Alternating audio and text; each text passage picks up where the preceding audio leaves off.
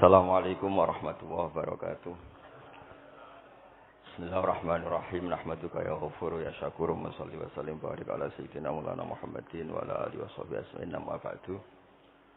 Teng ngersa para habaib, para ulama sedanten ingkang kula hormati wabil khusus teng pernah Pak D kawula Ki Haji Muhammad Idris Hamid ingkang sangat berjasa tadi menyelamatkan para pejabat diaturi teng dalem kalian Pak D Idris kersane mboten diamuk Pak Sukron. Niku tak anggap prestasi terbaik di hal ini. Terus kula siap jadi korban ngajak Mas Amak kalian Mas Haji sing ben diamuk ben ono. Alhamdulillah wau diseneni kena khitab nahi mungkar sing kereng. Terus kula niku kadang-kadang nggih saged kereng, tapi kereng kula niku sisi ilmiah. Sisi ilmiah yang ekstrim. Jadi negara ini atau umat Islam ini enggak boleh dilatih, difasilitasi Gus Ipul. Nanti agama ini menjadi bergantung wali napa? Kota. Saya ingin agama seperti zaman Pak Hamid. Izzul mu'min qiyamuhu billail. Atau syaraful mu'min qiyamuhu billail wa izzuhu istighna'uhu anin nas. Terus sing teko dan tentang mriki nak bengi tahajud terus yakin sujud itu kenangan terbaik, adat terbaik. Jika jenengan ra perlu hasud, aku ra wali kota, aku ra kiai gede, aku ra mubalek populer karena sudah punya nikmat sing khairan minad dunya wa ma fiha. Dados mengke menteri keuangan iki kepenak, menteri wados sau masalah iki kepenak, mergi mboten dituntut macam-macam. Orang asik dengan tahajud, dengan sujud. Tapi kalau masyarakat kita ndak asik dengan tahajud, ndak asik dengan sujud, penggaweane demo nuntut pemerintah. Dados solusi bangsa ini tidak sekedar pemerintah itu baik, pemimpin itu baik, tapi rakyat juga baik. Kula nate matur teng Ki Hasib, putranipun bawah. Kebaikan konsensus itu dimulai dari kita. Misalnya barokahnya orang Indonesia itu sholat. Itu banyak orang yang punya anak cantik, itu dilamar orang kaya tidak mau, hanya karena yang kaya raya ini tidak sholat. Padahal kalau nikah sama orang kaya, ekonominya selesai. Padahal miskin sekali. Jadi rakyat itu pun heroik Gus Ipul. Demi cari mantu yang sholat itu direwangi, di mantu marah, santri, mergo sholat. Sing lamar juga mboten sholat. Nah kalau rakyat sudah punya konsensus itu, mereka tidak akan milih pemimpin yang terkenal tidak sholat, apapun baiknya sosialnya. Sehingga tolok ukur kebenaran ini menjadi tolok ukur politik juga. Kan nggak mungkin masyarakat yang sholat terus nganggap pemimpin yang baik itu yang tidak sholat. Masyarakat kita anti zina, anti prostitusi, karena itu fahisyah. Sehingga juga tidak milih pemimpin yang punya perilaku seperti itu. Masyarakat kita humanis, menghormati hak-hak orang lain, hak buruh, juga tidak akan milih pemimpin yang jahat, yang sadis, yang macam-macam. Nah, nilai bersama ini yang coba kita bangun. Tahu dawuh Pak Sukron bikin sakofah Islamiyah. Sehingga ini dimulai dari kita. Kemudian barokahnya ilmu, kalau kita sudah senang sujud. Saya punya banyak hadis di antara dijelaskan setan itu paling menangis kalau melihat orang mukmin sujud. Kata setan itu, gara-gara sujud saya dikeluarkan dari surga karena menolak sujud tadi. Kula niku Mbak Idris nate teng beberapa daerah yang luar biasa susahnya. Niku barokah mboten bergantung wali kota Pak Ibu. Kula dadi kiai gede paling nyesal itu satu. Kiai-kiai kecil itu di daerah-daerah tertinggal itu mendirikan masjid. Kiai nak mun gede kados kula diundang ning masjid disangoni kas masjid.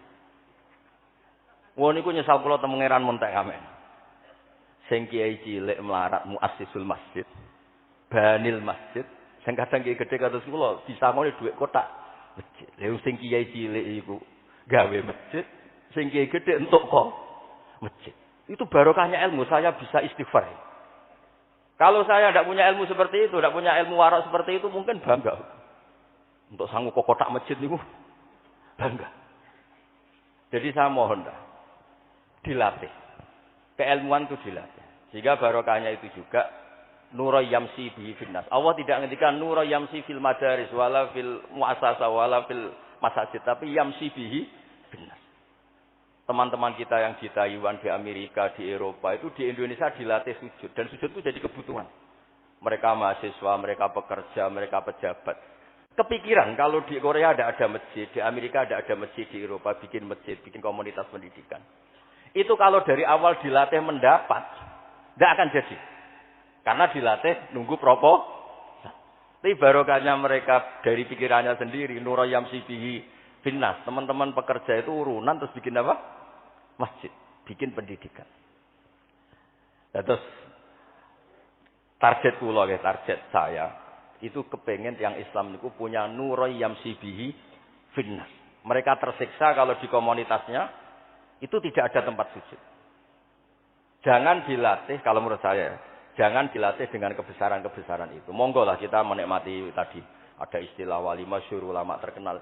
Itu buat orang Islam supaya dapat pahala. Piro-piro ngidolakno wali, mboten ngidolakno penyanyi dangdut ngoten mawon. Tapi secara hitung-hitungan keilmuan, saya ulang lagi hitung-hitungan apa? Keilmuan kita ngitung. Kalau semua orang Islam afrodul muslimin gadah semangat bikin sujud. Akhirnya pertama ada tempat sujud di Korea itu yang bikin anak-anak TKI. Di Taiwan, di beberapa negara Eropa. Bahkan di Amerika pertama yang bawa Islam itu kebanyakan juga orang imigran. Punya kebutuhan sujud, bikin masjid. Padahal zaman itu belum. Mungkin secara hukum negara Amerika masih imigran gelap. Lama-lama jadi orang terpelajar, lama-lama bahkan jadi yang senator macam-macam. Itu dimulai dari nura yamsi bi finnas. Bukan dimulai dari kebesaran. Lalu kula nu sakjane nggih radi susah jadi kiai gedhe nggih susah. Susah wau. Takut saya tidak punya kecakapan lagi bina sing nura yamsi bihi napa? Finnas. Nggih bapak kula nu akrab sanget kalian Pak Hamid karena Pak Hamid sepupu mbah saya itu di antara dawuh yang diingat-ingat itu nur aku soleh-solehku dhewe kok terus wong sering ngekeki dhuwit. Maksudnya saya soleh-solehnya sendiri untuk takarrub ila Allah kok orang ngasih fasilitas napa? Duniawi. Makanya terus beliau sakhok sekali karena itu menghilangkan hisab. Jadi itu satu-satunya cara untuk menghilangkan apa? Hisab. Kan kita soleh itu inginnya dapat pahala di akhirat. Tapi di Indonesia itu baik. Orang soleh pun dapat fasilitas duniawi. Menjual kesolehan itu gampangnya Masya Allah. Sehingga yang nggak soleh pun pura-pura soleh. Dan itu akhirnya nyuwun sewu jadi materi. Dulu kita nyari ilmu ikhlas. Makanya kata Bamun itu jadi santri ikhlas di Bang Kiai. Kok sakit ya? Kowe nek dadi santri oke sapa mbok cucuk. Tapi nek dadi kiai koyo saingan. Karena kayak rival gitu. Jadi ini kula rilek-rilek mawon terus yang terakhir ini kula mboten lami-lami. Kula cerita tentang iltizazan aklian. Dari sekian hitung-hitungan kula sering jagongan kalian Mas Sama, Mas Aziz. Dari sekian hitung-hitungan itu yang bisa mengawal Islam ila yaumil qiyamah itu adalah logika. Iltizazan aklian kalau kata kitab Fathul Bari. Karena kalau hukum wujubul akli, kalau kita zaman ngaji itu ada wajib akli. Itu ketika kita kecewa itu tetap. Misalnya saya didik Mas Aziz dengan gaya sosial. Sekali ada orang yang lebih sosial, saya ditinggalkan. Saya didik masyarakat. Sekali beda pilihan pilpres, saya juga ditinggalkan. Karena ini urusan sosial. Tapi kalau dididik iltizazan aklian, ini kata kitab Fathul Bari, orang itu tidak bisa mengelak. Karena cocok tidak cocok, logika itu tidak terbantahkan. Ya tadi saya kemarin ngaji di sini juga cerita. Kenapa ada syahidallah annahu la ilaha illa huwa satu wal malaikatu wa ulul ilmi qaimam bil qist. Kesaksian itu hanya ada 3. Satu kesaksiannya Allah tentu enggak tertandingi. Kedua kesaksian malaikat karena melihat langsung surga dan neraka. Ketiga kesaksian ahlul ilmi. Berarti dari unsur makhluk itu nomor 1 itu ahlul ilm, ulul ilm. Imam Amudi ketika ditanya, kenapa kamu bisa yakin kalau Allah itu ada? Ya jawabannya gampang. Hadzil makhluqat maujudah. Ini makhluk ini maujud semua. Bagaimana maujudat khalaqahal adam. Bagaimana sesuatu yang maujudat kemudian penciptanya adalah nihilisme. Sesuatu yang tidak ada. Sehingga Jubair bin Mut'im ini pemikir Arab toh. Ketika Nabi baca surat Tur di antara ada ayat am khuliqu min ghairi syai'in, dia langsung Islam. Masa hadzil maujudat khalaqahal adam. Masa yang maujud diciptakan yang tidak maujud. Itu tidak masuk akal. Kemudian ada Sulhul Hudaybiyah. Sulhul Hudaybiyah semuanya merugikan Islam. Sampai Sayyidina Umar protes, alasna bi Rasulillah, alasna alal haqqi wa hum alal batil. Umar itu protes karena di antara perjanjian Hudaybiyah itu kalau orang Islam masuk kafir dibiarkan. Kalau orang kafir masuk Islam dikembalikan. Semuanya merugikan Islam, tapi Nabi mau saja. Nabi hanya minta satu hal. Ketika Sulhul Hudaybiyah enggak ada perang, orang boleh mendiskusikan Islam. Sama siapa teks yang dikatakan Imam Zuhri. Fama futiha fil islami fathun kana a'zuma minhu. Innama kanal kital haisul taqonnas. Falamma kanatil hudnah wa wadu'atil harbu awzaruha wa amana nas ba'duhum ba'du. Fatafawadu fil hadis wal munaza'ah Falam yukallam ahadun bil Islam yaqilu syai'an illa dakhala fi. Kalau bawaan orang perang itu inginnya menang. Abu Lahab, Abu Jahal kalau perang inginnya menang. Sahabat sendiri perang inginnya menang sehingga tidak ada diskusi. Sebetulnya Tuhan itu siapa? Yang pantas jadi Tuhan itu siapa? Tapi ketika Nabi minta, oke, kita tidak perang 10 tahun, oke, semua perjanjian saya rugi gak apa-apa, tapi orang boleh diskusi Islam. Akhirnya dibanding-bandingkan. Abu Jahal dan Muhammad itu bener di. Ya bener Muhammad, Abu Jahal biasa bodoh nih. Muhammad mulai cilik ora tahu bodoh nih. Kita titip uang juga di Muhammad. Berarti sudah gagal Abu Jahal jadi pemimpin, yang dipemimpin kan Muhammad. Mereka zaman itu masih jangkar, masih nama Muhammad. Terus berhala, Namrud, Fir'aun. Yang jadi Tuhan itu pantasnya siapa? Kalau yang dipromosikan Muhammad, yang jadi Tuhan ya yang khalaqas samawati wal ardh. Terus Nabi Muhammad juga menantang, ara'aitum ma tad'una min dunil aruni madza khalaqu minal ardi am lahum syirkun fis samawat. Ada kualifikasi jadi Tuhan, syaratnya apa? Dia pencipta langit, pencipta bumi. Dia pencipta air, dia ini itu. Abu Jahal enggak, berhala-berhala enggak, Lata Uzza enggak. Akhirnya semuanya masuk Islam. Gara-gara barokahnya napa? Diskusi. Makanya di Quran sering ada kul ara'aitum. Dan Allah mempersilahkan. Di diskusi itu makanya kata Imam Zuhri, falam apa itu tadi? Fatafa wa fil hadis wal munazah. Mereka debat terbuka. Nah sekarang itu orang harus ngaji seperti ini. Nah kalau iltizatan aklian tadi yang disebut kitab Fathul Bari. Jenengan ngaji saya wajibul akli. Setelah itu jenengan kecewa dengan saya. Entah urusan politik, entah urusan ekonomi. Sampai tidak bisa membuang logika Anda itu tidak bisa. Sampai bisa enggak jadi orang komunis, ateisme, nihilisme. Terus berpendapat gini. Hadil maujudat sabaqohal agam. Wa khalaqohal agam.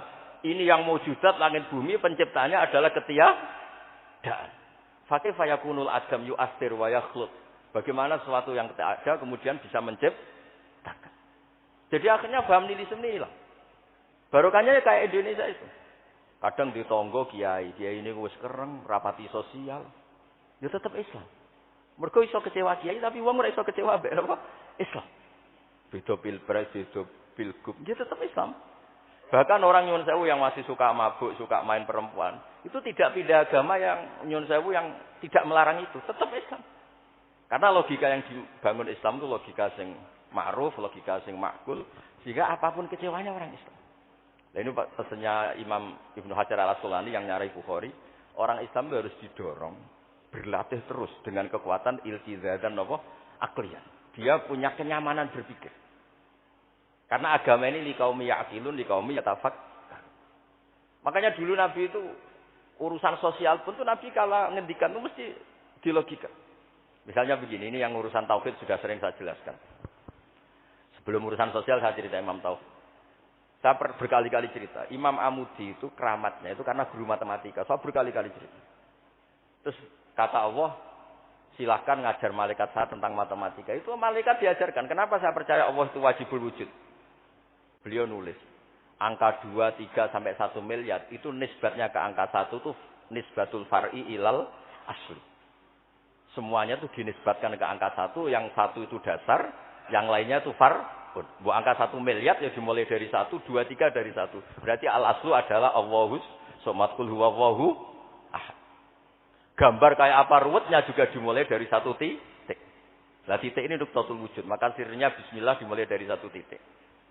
Nah kalau umat ini dilatih begitu, itu mbok kecewa kayak apa tetap Islam. Tapi kalau dilatih, penak jadi kiai. Sering diundang ning wali kota disangoni. Ono kiai sing ra disangoni terus rapati Islam. Enak jadi kiai top, sering diundang ning ndi dihormati din. Engko sing rapati dadi top terus rapati bangga mbek Islam. Tapi kalau dilatih iltizazan aqliyan, apapun kondisinya, mereka akan nikmati ilmunya sendiri, nikmati akalnya apa? Sendiri. Ada beberapa kasus sosial yang gagal, tapi Nabi bisa mendidik dengan teori iltizatan aqliyah. Ada istaka rajulun, syaka rajulun ila Rasulillah. Bapak saya itu nakal sekali ya Rasulullah, sayyul khuluq. Terus bapaknya datang pakai yattaqi walal aso.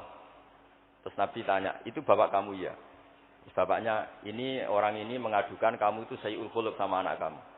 Terus kata bapaknya, "Innahu kana faqiran, innahu kana dhaifan. Wa ana qawiyun wa faqiran wa ana ghaniyun walam amna'hu syai'an min mali wal yauma ana fakir wa huwa ghaniyun wa ana dhaif wa huwa qawiyyun wa yaqulu alayya bimali. Niki tiyang anak kula niki riyen ketika kecil kula sugih dekne lemah.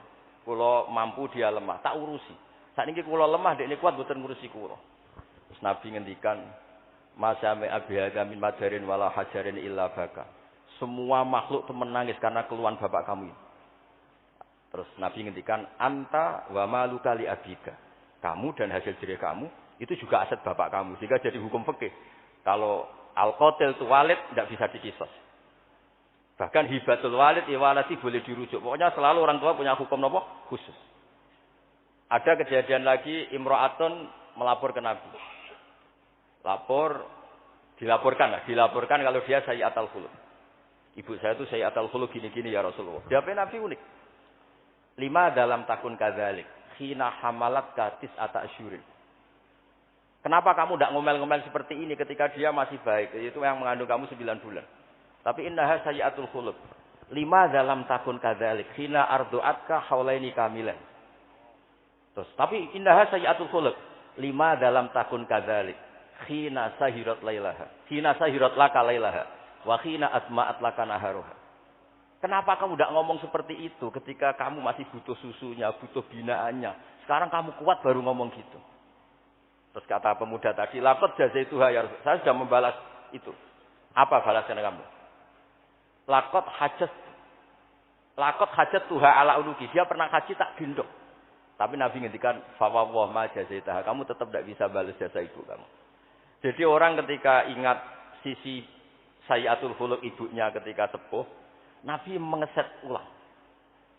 Apa seperti itu? 5 dalam takun kadzalik. Kenapa ibu kamu tidak sayyi'atul khuluq ketika hamalat katis ata asyurin? Kenapa saat itu kamu tidak digugurkan, dibuang ke kali daripada dia anak akhirnya enggak ngaku jasanya orang tua? 5 dalam takun kadzalik khina ardu'atka haulaini kamilan. 5 dalam takun kadzalik khina tadi sahirat laka lailaha wa asma'at laka naharuha. Itu Nabi.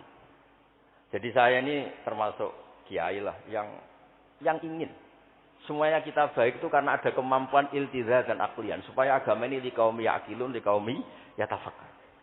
Kalau agama ini dijual dengan isu-isu sosial, itu bahayanya itu orang-orang kecewa.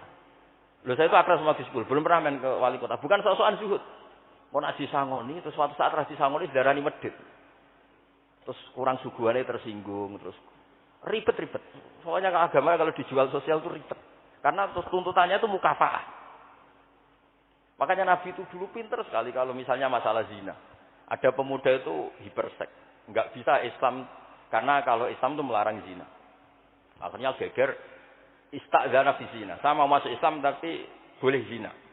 Geger kan sahabat menghalau supaya enggak sowan Nabi. Ketika geger-geger Nabi tahu itu ada apa? Ada pemuda mau masuk Islam tapi yasta'zinu fi zina. Dia harus boleh zina. Kata Nabi, suruh sini. Betul kamu pemuda yang mau masuk Islam kalau tetap boleh zina. Ya Rasulullah, saya ini hiperseks, saya ini. Kata Nabi ngendikan pertama itu, atuhibbuhu li ummik. Kamu suka anak ibu kamu jadi demenan orang? Ya tidak suka ya Rasulullah. Atuhibbuhu li bintik. Kamu suka punya putri yang jadi demenannya orang? Ya tidak suka Nabi. Terus atuhibbuhu li kholatik, atuhibbuhu li ammatik. Terus dia selalu jawab, walan nasuhibbuna. Semua orang tidak suka kalau ibunya begini, putrinya begini, gini. Terus kata pemuda tadi, demi Allah, saya belum keluar dari majelis Rasulullah, tidak ada sesuatu yang abghadha syai'in ilayya minaz zina. Tidak ada sesuatu yang paling saya benci kayak zina, karena diseks. Ya sama seperti kita mungkin yang jadi kiai-kiai gede itu, dalile al-yadul ulya khairun min sufla, tapi prestasi jadi kiai ini entuk ora tahu memberi. Ya sama seperti yang zaman Pak Sukron Makmun. Dulu kiai-kiai dulu itu berjasa, sekarang kita itu makan apa? Jasa. Jadi ini ya tadi karena saya ingat betul di antara wasiatnya Mbah Hamid, itu masih sepupunya mbah saya itu ke bapak saya, ke aku itu soleh-solehku dhewe tak golek ridane pengiran, tapi mbek wong dihormati koyo ngene. Kadang beliau itu sembunyi karena dengar mau ada orang ngasih uang. Itu yang diceritakan abahnya Mas Arwani Pak Taibur. Mbah Hamid itu sembunyi ditanya sama Balik kok sembunyi kayak ngene opo. Iku ana wong ngenteni aku pengen ngekeki dhuwit. Lah niku kiai-kiai jarang wani crita niku mergo ketoke kok piye. Ndelik ambek wong sing ape ngekeki dhuwit. Mulane kula ana wong medhit iku seneng. Kula niku dadi kiai sing salam tempel iki kathah. 100.000 ya njaluk swarga, 1 juta ya njaluk swarga. Nak Gus Ipul 5 juta njuk dadi presiden, wah malah larang meneh. Mergo logika kula logika sederhana. Nak ana wali santri kok lomo ya tak dhuwit tak nggo apa lah. Riyen Mbah Hamid ati kei dhuwit wong macam-macam niku wonten sing tangklet. Itu kan dhuwit yang macam-macam Mbah Hamid. Engko ora ana gunane, ya dikasihkan fakir miskin. Nak ana wali santri medhit kula nggih seneng. Ngringakno hisab. Ya ora pesen swarga. Lah itu ilmu namanya. Disenengi wong yo enak, dimedhiti wong yo enak. Mergo 100.000 njaluk swarga atuk sira salam templek gak nuntut apa kan?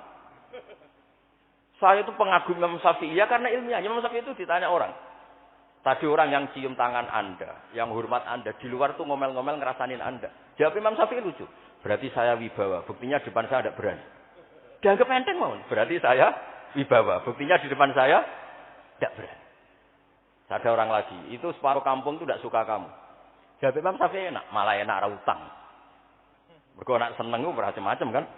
Man ahsana ilaika faqad qayyadaka, wa man asa ilaika faqad atlaqaka. Orang yang baik dengan kamu itu ngikat kamu. Tapi kalau orang yang jelek sama kamu, atlaqaka, membebaskan kamu. Kamu naik Alphard enggak perlu. Monggo nak badhe derek, ora cocok. Lewat aja kan. Jadi itu Imam Syafi'i. Jadi dunia itu dianggap enteng saja. Ada seorang habib alim alama diceritain orang. Dulu saya kaya tuh teman-teman main ke sini, tapi setelah saya jadi kuli pasar gak ada yang main ke sini. Dikandani sama habib itu, malah bagus tuh. Nak kancamu sing sugih tetep nilai kowe, malah nonton kowe pas jadi pangkul guru pasar. Malah kowe isin digo delok-delokan. Jadi monggo sing nang melarat kancane do mirip malah alhamdulillah. Anak sering dolan malah sampean isin perkara digo delok-delok. Itu ulama dulu. Jadi fenomena sosial itu diamati enteng saja. Makanya kalau sering ngajari, nak bojomu ngamuk sing syukur. Lah kok saged syukur tuh? Malah ra njaluk blonjo. Nak lagi harmonis malah ngajak ning mall balang malah mahal. Jadi apa ya? Saya itu ingin keilmuan ulama dulu itu ya kayak hikam. Hikam itu udah ada yang enggak baik. Enteng saja. Mata a'taka asyadaka birrah wa mata mana'aka asyadaka qahrah. Kalau Allah sedang memberi kamu, anggap saja Allah ingin memperlihatkan kalau dia itu al-barur rahim, zat yang baik. Wa mata mana'aka asyadaka qahrah. Kalau Allah tidak mengasih keinginan kamu untuk menunjukkan kalau Allah itu al-qahar, al-jabbar, zat yang enggak bisa diintervensi. Sama di pangeran dirayu sepuhe gelem kan sawangane murahan. Sekali-kali egois, gak dituruti. Makanya wa mata mana'aka asyadaka qahrah. Jadi enak saja, pasti kasih Allah, ya Allah itu. Ya, kiai yang sering dongo ya bagus, menunjukkan lemahnya. Tapi banyak juga kiai yang dongo itu sepisan terus sudah. Wa inna ma yunabbahu man yajuzu alil ikhfal. Yang bisa diingatkan itu orang yang mungkin lupa. Doa kemarin Allah masih ingat, kok tak ingatkan lagi itu gimana? Wong Allah ndak lupa. Kula nate ngalami usul niku teng Ka'bah bar donga. Sampai 2 hari itu donga mboten saged. Mergo isin mbek pangeran. Pangeran wingi dak yo isih eling, apa tak baleni meneh. Jadi itu jenis wa inna ma yunabbahu man yajuzu alil ikhfal. Yang boleh diingatkan orang yang potensi lupa. Padahal Allah tidak lupa. Jadi makomnya wali itu ada yang seneng donga, dalil iftiqori wa tirori, ada yang enggak suka. Enggak sukanya bukan karena enggak mau doa. Karena doa yang kemarin-kemarin sudah dicatat dan Allah tidak akan apa? Lupa. Terus kalau suwun ada iltizazan aklian dalam semua proses beragama kita sehingga agama ini tidak dipertaruhkan sama hukum-hukum apa sosial. Ya misalnya kawin, sampean kawin kadang di bojo macam-macam. Sampean nak eling kawin sunah Rasul, aghdulil basar wa ahsanul farji selesai. Karena itu menguntungkan kita jadi ahsanul farji. Bisa mengekang kita dari zina. Tapi kalau sampean kawin nak bojone ramah seneng, nak bojone sayang seneng. Padahal ora pati sayang, kan sering kecewa. Mulang juga gitu kata Mbah Mun, kowe mulang niati merintahi pangeran. Jadi santri paham ra paham ya seneng. Tapi nak sampean mulang kepen paham lho, jebule santri ora paham-paham. Kan gelok. Nah, Islam itu kata Imam Fathul Bari tadi, orang Islam harus dilatih iltiza dan aqliyan. Lah terus kata beliau, itu yang yu'abbiru anhu syara' bi halawatil iman. Itu yang dimaksud salasun mangkunna fihi wajada halawatal iman. Nikmatnya iman itu karena kita sudah menemukan apa iltizazan aqliyan. Nggih ngoten mawon kula ni bagian logika kula kepengin jeng ben mboten sak kula Mas Mamak Mas Aziz niki waris wali ni. Terus waris wali kudu keramat, aja mbae wali terus melok keramat putune tapi ra melok dadi wali niku. Wingi mun kula sekali kitab Khilatul Auliya diterakkan daftar. Niku 8 jilid. Iku belajar sak jilid mun dadi wali. Napa malih nak 8 napa? Jilid itu saged bersaing kalian bae niku. Nah. Terus sama-sama kula sukani kitab Ithaf. Kitab Ithaf itu kata Mbah Mun seneng cerita kitab Ithaf. Dikarang Sayyid Zabidi, Murtada Zabidi. Itu kalau Mbah Hamid Pasuruan, misalnya Mbah Hamid, Mbah Dimyati, terus Mbah Mahfud, Mbah Abdullah, Mbah Abdul Manan, ini awaluman lazama min ahli Jawa nih Sayyid Sinten Zabidi. Dan kitab Ithaf itu Masya Allah, belum ada kitab nyarai Ihya sampai 800 tahun, kalau nggak 700 tahun. Kan Ithaf itu sekitar tahun 1300 Hijriah, Ihya itu sekitar tahun 500 sampai 600. Ini nak nyarai itu semuanya ilmiah. Yang paling saya haru itu, ini sebagai penutup, yang paling saya haru itu ketika cerita sholawat. Nabi jadi nabi itu setelah Isa dituhankan oleh penggemarnya. Sampai overacting, sampai Nabi Isa itu dituhankan. Monggo, guys. Tapi terus Ithaf cerita, kalimat sholawat itu kalimah yang umat ini tidak akan overacting menuhankan Rasulullah Muhammad SAW. Karena Allahumma itu pemberi, Nabi itu penerima. Kita tetap mencintai Nabi yang luar biasa, tapi tetap Allah itu pemberi, Allahumma pemberi, Nabi Muhammad penerima. Sehingga enggak akan salah posisi, yang Allah tetap Tuhan, yang Rasulullah Muhammad tetap abduhu wa rasuluh. Barokahnya redaksi sholawat, Allahumma sholli ala sayyidina Muhammad. Yang Allah tetap Tuhan, yang Rasulullah tetap abduhu wa rasuluh. Apapun senang kita pada Nabi. Nah, itu juga barokahnya apa? Ilmu. Makanya kata Burda yang sering dikutip Sayyid Muhammad, kalau madha Nabi dakmat da'adhun nasara fi nabihimi wahkum bima syi'ta madhan fihi wa takim. Dan itu kalimat yang luar biasa, yaitu kalimatus sholawat. Menunjukkan mahabbah ke Rasulullah, tapi posisinya Allah tetap al-mu'ti, Nabi tetap al-mu'ta, wa nabi wa injalla qadruh muhtajun ila rahmatihi ta'ala. Itu kata Sayyid Zabidi. Kayak apa barokahnya ilmiah? Sholawat yang redaksi kita baca terus, ternyata itu yang menjadikan hadil ummah tidak akan terperosok kayak orang-orang Nasrani. Nggih ngoten mawon, ngapunten kakak. Assalamualaikum warahmatullahi wabarakatuh.